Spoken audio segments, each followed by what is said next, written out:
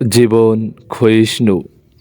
বরফ যেমন গলতে গলতে এক সময় নিঃশেষ হয়ে যায়, আমাদের জীবনটাও ঠিক তেমনই। সময়ের সাথে চলতে গিয়ে এই জীবন একদিন শূন্যের কোঠায় নেমে আসে।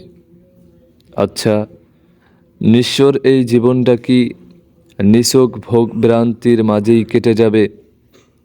নিজেকে বদলে ফেলার উদাত্ত আহ্বান প্রতিদিন 5 বার করে মিনারের চূড়া থেকে ভেসে আসে আমাদের কানে। তবু আমরা ভাবলেশহীন, যেন কোনো চিন্তাই আমাদেরকে গ্রাস করতে পারে না। যে অনন্ত জীবনের সোপান পানে আমাদের দৃষ্টি, যে অনিঃশেষ স্রোতের সময়ের অবগাহনের স্বাদ আমাদের হৃদয় কোণে, তাকে পূর্ণ মাত্রা দিতে আমরা কি আর একবার ছুটে আসব না সেই আলোর ফোয়ারার দিকে? যে ফোয়ারা উৎসারিত হয়েছিল হেরা গুহা থেকে, যে আলোতে ভরে উঠেছিল অন্ধকার পৃথিবী, সেই আলোতে জীবন রাঙাতে আমরা কি আর এক পা এগিয়ে যেতে পারি না?